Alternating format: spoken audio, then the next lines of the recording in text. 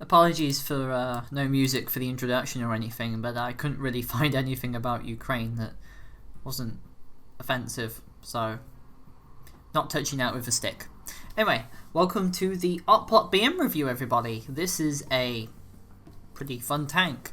However, in Armoured Warfare it's quite rare because it's one of those loot box vehicles, so it's quite rare to see one of these on the battlefield unless they're in the presence of someone in my com, such as myself, a community contributor, or somebody who got very lucky with one of the loot crates. So, as said, this is a loot crate tank. It's a Tier 9 MBT, and it follows roughly the same playstyle as the T9 TMS does. They both have relatively similar stats, relatively similar armor, so when you come up against one of these on the battlefield, you'll at least know what to take out. However, it's very funky looking appearance may deceive you. So let's have a first look at the tank's modules and everything. The first thing you'll note is that it does get a hard kill APS and a soft kill APS. However, its hard kill APS, while very similar to those found on the WP Anders and of course the Wilk, the Wilk and the WP Anders, however, has 4 charges and the Oplot BM only has 2. They do, however, have a very nice reload of 5 seconds, so think of it more like you're able to block half of the opening salvo with, say, a Terminator or something. So it mostly functions as a kind of extended ERA, giving you a very short duration of guaranteed protection. It cannot, however, knock down shells fired from other vehicles, but it does also get an automatic APS, which functions like an automatic soft kill APS, so that's relatively good and done. Standard smoke grenades, 5 volleys, takes 80 seconds to reload between them. Its cannon has 594 to 726 damage, 750 pen, which is very nice, speed 1700 meters per second, and relatively nice deviation and aim time. Its stock reload is at 7.8 seconds, but you can get it way below that. And also gets improved autoloader and an improved fire control system, as well as a 1500 horsepower engine, which I have no idea how they managed to fit it in this thing. Like, seriously, this is not a very heavy vehicle, according to the stats. Yeah, this has 30 horsepower per ton. So, let's compare it to other MBTs in the same tier, such as the T9 TMS,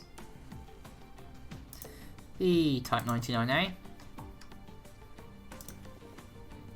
Macarthur, M1A2, Thunderbolt, and of course the Challenger 2. There's no other MBTs. Okay, there isn't.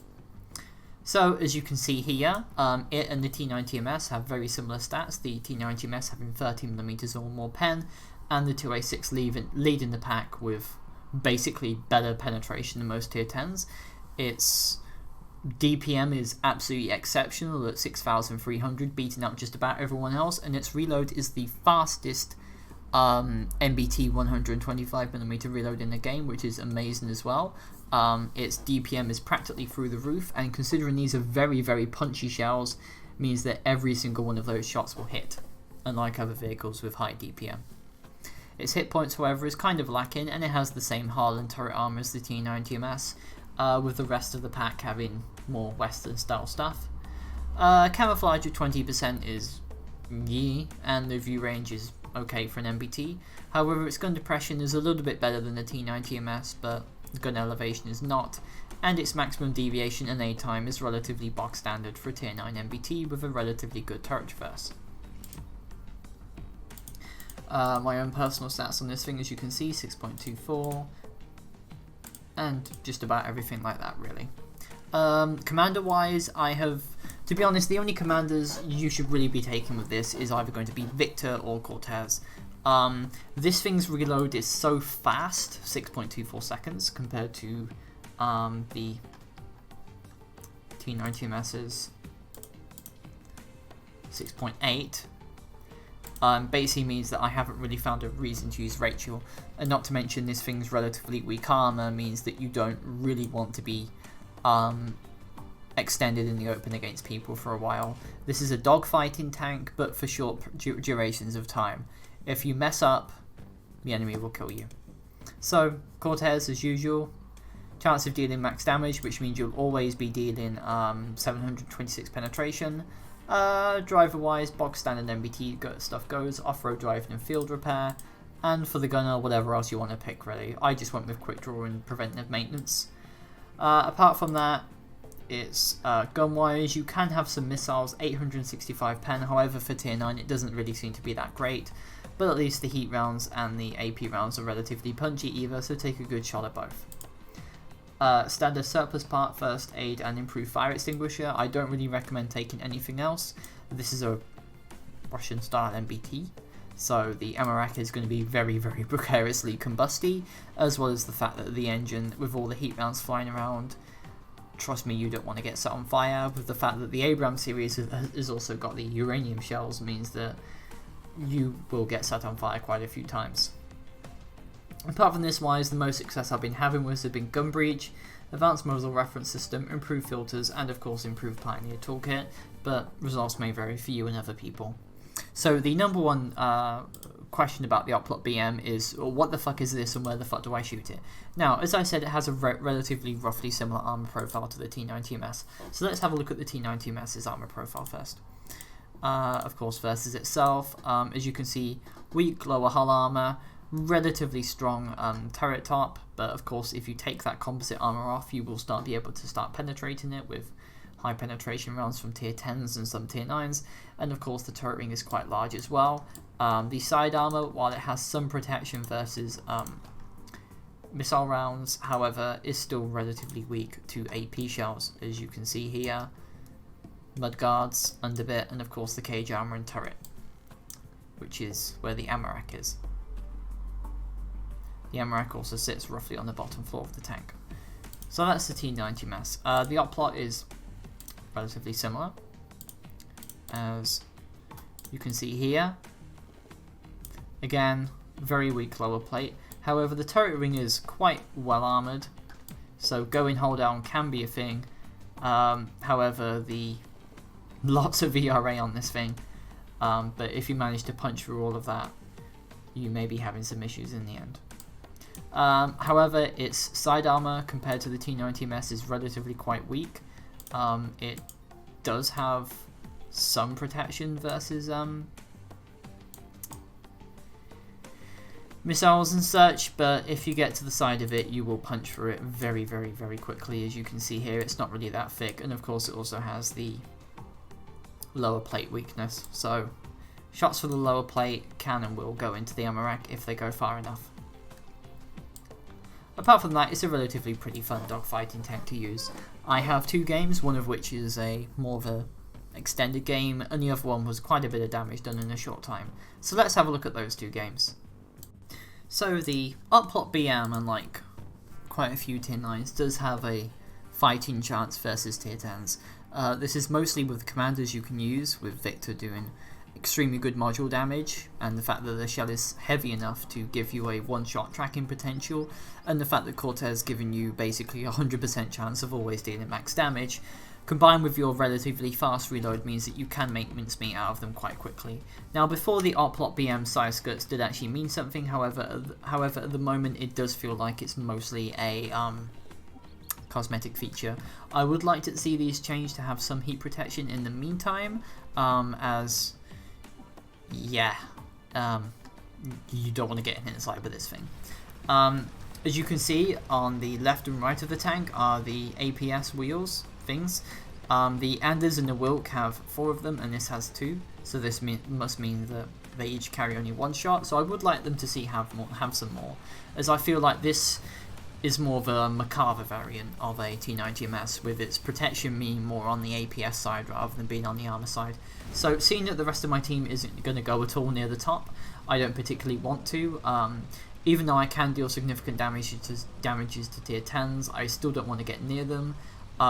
If I went near that Leopard 2AX and I was able to penetrate him every time, I probably would have a fighting chance. However, tanks like the Alte and the Macarthur 4s will screw me up.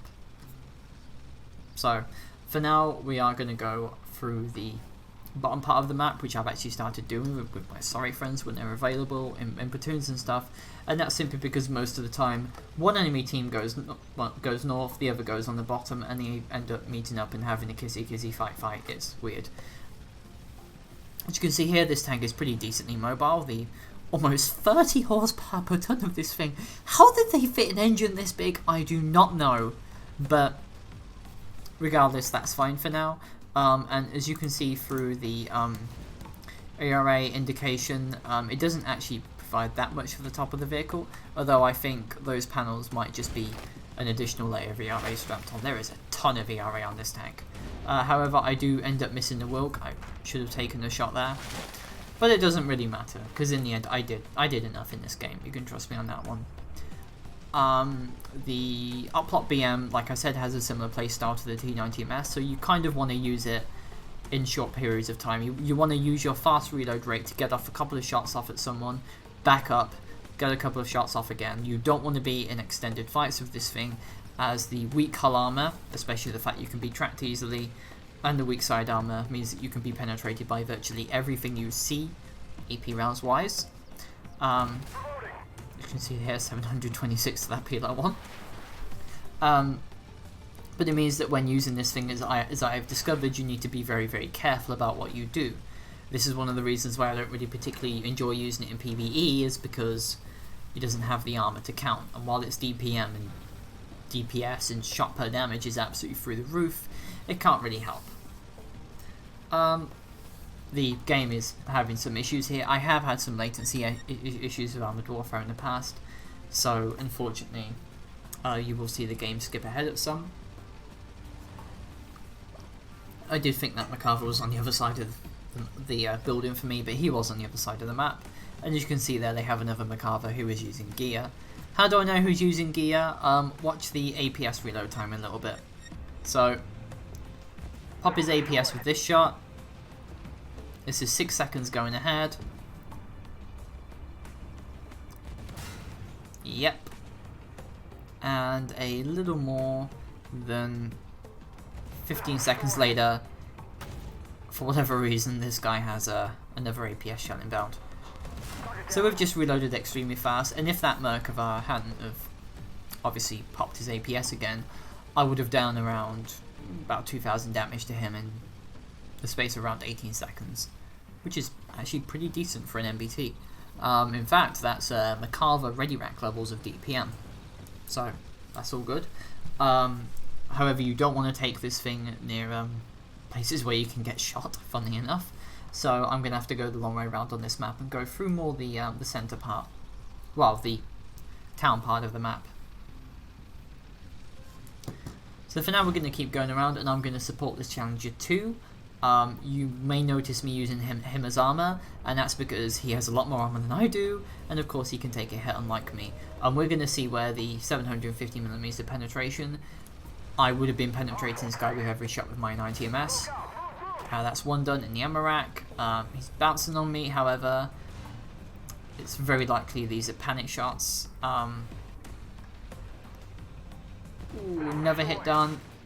Ooh, another bounce. I believe he's trying to aim for the lower plate, but this thing's lower plate can be small enough to do things, and now you're going to see me basically show you what the DPM of this thing can do. So, Terminator, this is one shot, two shot, it's all good. No other MBT in Tier 9 could actually be doing damage this fast, except for the Merkavas. If they had, if I was using Abrams or something, he would have killed that Challenger.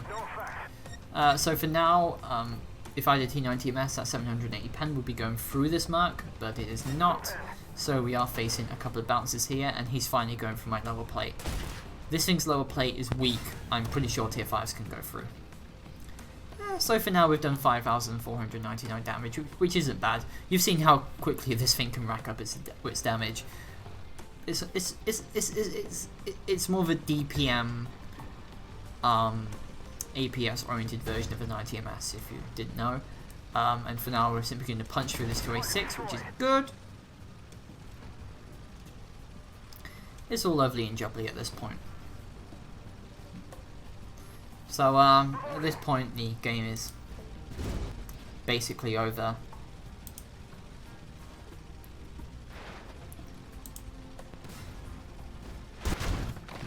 And for now, I was only able to really get a couple of shots on this Type 99. But as you can see here, I am actually able to fire faster than this M1A2, despite him having a shot before I am. So, at this point, a little bit of a bounce. So this is where the shots come in. So you can see here, he fires before me, but in the end I get the kill on this guy. Boop. And of course, having the fact I have Cortez and having such high damage means that if I was playing this with a non-Cortez commander, I might not have been able to get that kill shot on that guy. So Cortez is, to be honest, your best option for this, so you can maximize your damage. And there's that fucking ice cream truck in the background. I hate ice cream trucks so much. It's March, and there's ice cream trucks running around. Anyway, let's have a look at how that game went.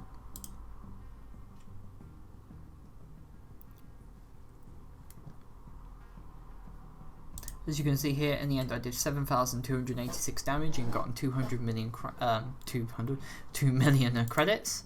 And you can see where it all went. Very, very nice amounts of damage done. The Macabre, the 99, well, both of the Mercs, the 99 and the Terminator, were dealt pretty fast. So that's generally the most thing with it. And in the end, I did the second highest amount of damage in the game. So if you do use this thing correctly, and you can keep piling on the shots, it all goes well for you. And of course, details: 18 shots fired, all hit. Total damage caused would have been 11,000 if I hadn't bounced on that Merc. Maybe a 1 on that Type 99 as well, and I did bounce 1,000 damage on the hull armor with the APS stopping something. But in the end, damage received was still 1,000 hit points. So let's have a look at a more shorter game to show you what happens when you try to dogfight with this thing. So this is a game on Salzburg. I have to tell you, when using lighter DPM MBTs like this, if I wasn't top tier, I would not be going to the hill. Simply being, most of the time, dogfighting refers to close combat with MBTs, where reactions and speedy maneuvers means more than most stuff. So the Oplot is pretty good at that, but if this was against tier 10s, you wouldn't find me going anywhere near them. If it was against tier 10s, I would be on the other side of the map, going into a hold down position, which I didn't actually realise it had that small of a weak spot, which is actually pretty decent when you think about it. But it does mean that it may be nice when it's hold down. When it's flanked, it's basically dead because it has no side armor whatsoever. So that's relatively a balancing point for it. So I'm going to follow this M1A2C up, and I'm going to push all the way up to the front of the map. All the way up to that castle part there. Unfortunately, the free camera aim bug is a thing again, but I'm pretty sure you can see where I'm aiming at. As you can see there, Leopard 284 Revo over there, which is okay. And for now, I'm going to attempt to do the auto bounce angles that this tank has. See there, 726. Leo 284 Revo pens me again, but I know that I can out DPM him, so I'm going to slap him in the lower plate again. And when you know you have a reload advantage over tanks like that, you can afford to take, air quote, a hit. And unfortunately, these two guys over here don't really seem to be doing much in the name of things. So obviously the Merkava with a ready rack can destroy me, so I'm going to push back away from him.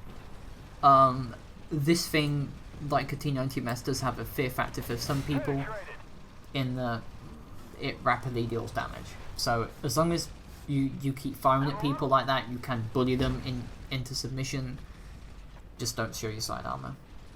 So this part of the game is going to get a little bit more boring because that Leopard 2A6 and another 2 tanks are going to simply be sitting at the back of the map. I felt that if they had actually been up front, they might have been able to win this part, because even though it is a Leopard, it's still a tier 9 tank. It still has a relatively chunky part of hit points, as well as the Merkava as well. So the other team's cowardice really screwed them up on this part of the map. So for now, the game's going to slow down a bit. You can see here me just momping around really. I don't really particularly want to take hits with the Oplot, but for now I'm simply going to charge forward. That Leopard 2A4, for some reason, somehow they actually failed to kill it. I have no idea how. It isn't dead yet. And for now you're going to see how ridiculous this thing's reload rate is. You see, one shot, he pens me, but now I can actually trade with this guy. I may have less hit points than he does, but my cannon is also significantly stronger. So I can basically just force this guy down. And now somebody else is going to kill him. This is okay for now. As you can see, there's a pair of Merc Barracks down there. Ow. No side armor, as you know. And this is where this thing's gun depression usually can kill it. But for now, there's a Merc Barrack. I unfortunately missed that hit. And I didn't really get to do much the rest of this game, to be honest.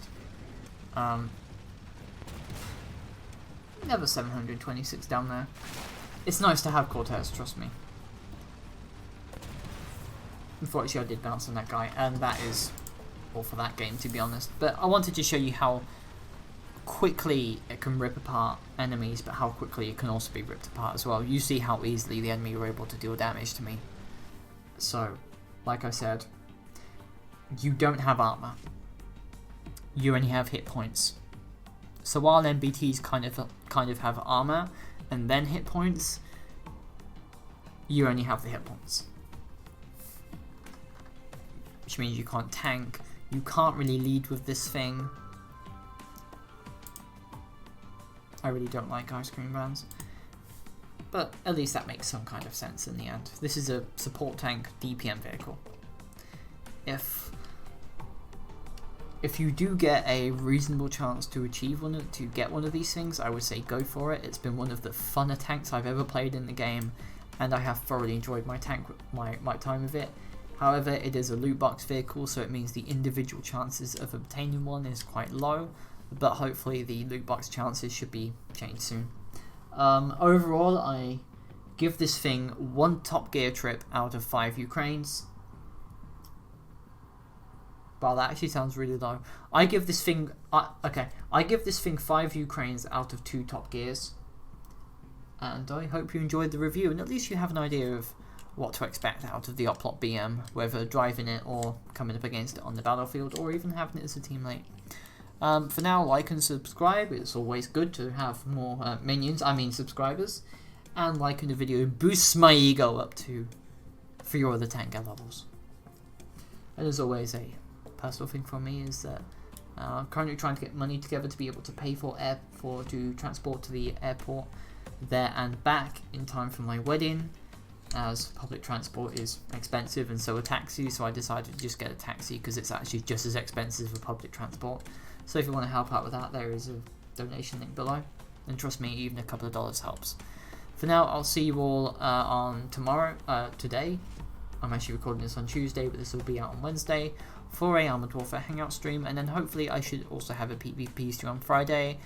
Hopefully, I do have a lot of papers and stuff to do, but there will most definitely be a PvP stream on Saturday. And of course, there is a poll below in the description where you can vote for the next vehicle to be reviewed, which will be reviewed on Sunday, and the one after that will be reviewed on Wednesday, and so forth and so forth and so forth. For now, take care everyone, and I'll see you all next time.